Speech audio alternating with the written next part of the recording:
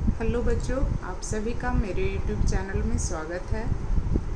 तो पहले हम लोगों ने पढ़ा था क्लास 3 की पाठ्य पुस्तक के विषय सूची, क्या क्या उसमें दिया हुआ है के बारे में, जिसमें एक हमारा था एकांकी पढ़ना था। एकांकी जिसमें एक दृश्य का नाटक होता है, पाठ होता है, उसे एकांकी कहते हैं, जो चैप्टर 19 में दिया हुआ है, जिसका नाम है सोने की खान।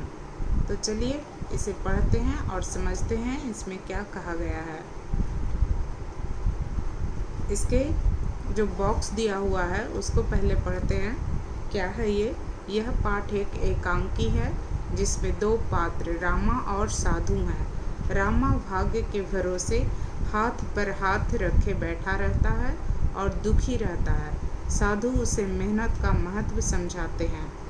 इस पाठ से हमें यह शिक्षा मिलती है कि भगवान भी उन्हीं की सहायता करते हैं जो अपनी सहायता स्वयं करते हैं। यानी भाग्य के भरोसे बैठे नहीं रहना चाहिए, अपनी सहायता स्वयं करनी चाहिए, तभी भगवान भी उसकी सहायता करते हैं। अब आइए कहानी की ओर बढ़ते हैं। इसमें दिया हुआ है एक आश्रम का दृश्य। वहाँ एक साधु और उसके शिष्य रहते हैं। सभी अपने अपने काम में लगे हैं। एक दिन रामा नाम का एक व्यक्ति आश्रम में आता है। रामा, प्रवेश कर। प्रणाम महाराज प्रणाम।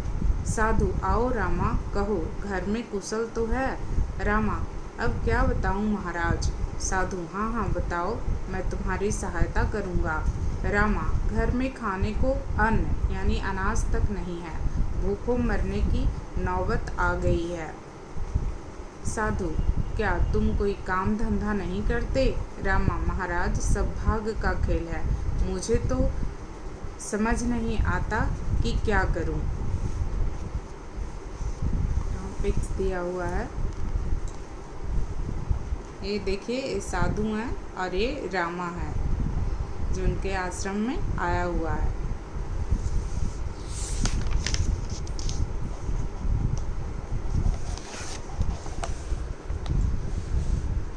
साधु, रामा इतना परेशान मत हो, 2-3 दिन बाद आना, मैं कोई ना कोई उपाय अवश्य बताऊंगा।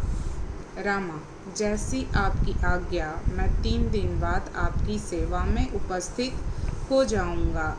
3 दिन बाद रामा पुनः आश्रम में आता है। रामा, महाराज प्रणाम। साधु, आओ रामा, तुम तो वचन के पक्के निकले। रामा, महाराज मुझे गरीबी से पीछा छुड़ाने का उपाय बताएं। साधु, हाँ जरूर बताएंगे, पहले एक पुण्य का काम कर दो। रामा, भला मैं क्या कर सकता हूँ? साधु, देखो हमारे आश्रम में पानी की बड़ी कमी रहती है। यहाँ साधु महात्मा आते रहते हैं। यहाँ का कुआं सूख गया है, उसमें थोड़ी खुदाई करनी है, इससे पानी निकल आएगा। रामा, जैसी आपकी आज्ञा, पर फिर तो मुझे गरीबी से छुटकारा दिलवा देंगे ना? साधु, तुम पुण्य का काम करोगे तो भगवान तुम पर अवश्य प्रसन्न होंगे। रामा, ठीक है महाराज, लाइए एक फावड़ा। साधु, सब प्रबंध है, कुएं के पास जाओ। 2 दिन बीत जाते हैं, कुआं काफ़ी गहरा हो जाता है। अचानक रामा को एक घड़ा दिखाई देता है। वह उसे उठाकर साधु के पास ले आता है। रामा, घड़ा रखते हुए, महाराज कुएं से यह घड़ा निकला है। साधु, रामा इस घड़े का मुंह तो खोलो। रामा, जी महाराज। रामा घड़े का मुंह खोलता है।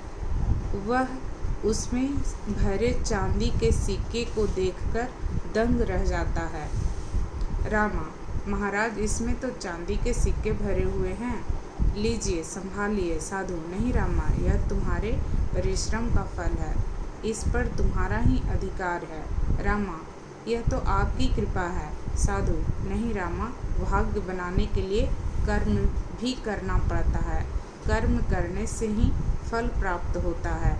इन सिक्कों से कोई काम धंधा शुरू करो, तुम्हारी गरीबी सदा के लिए मिट जाएगी। याद रखो, परिश्रम ही सोने की खान है। रामा साधु के चरणों में लेट जाता है। रामा, महाराज, आपने मुझे सच्ची राह दिखा दी है। अब तक मैं आलसी था, अब मैं परिश्रम करने में कोई कसर नहीं रखूंगा। साधु, जाओ रामा, तुम्हारा कल्याण हो। रामा सिक्कों से भरा घड़ा लेकर चला जाता है। जीवन मूल्य क्या है इस कहानी का? भगवान उन्हीं की सहायता करते हैं जो अपनी सहायता स्वयं करते हैं। यानी इस कहानी में हमें क्या सीखने को मिला कि रामा जो था वो भाग्य के भरोसे बैठा हुआ था। रामा भाग्य के भरोसे बैठा हुआ था और वो कोई काम नहीं करता था। साधु ने क्या किया, साधु ने उसमें काम करने की इच्छा उत्पन्न की और इस तरह से उसने खुदाई का काम शुरू करने को कहा। जब खुदाई से जो घड़े निकले, घड़े में जो जो चांदी के सिक्के भरे थे, रामा को उसको दे दिया ताकि वो कोई काम को कर सके। तो रामा में इससे काम करने की इच्छा जागी और वह कर्म की ओर बढ़ा। अब तक रामा आलसी था।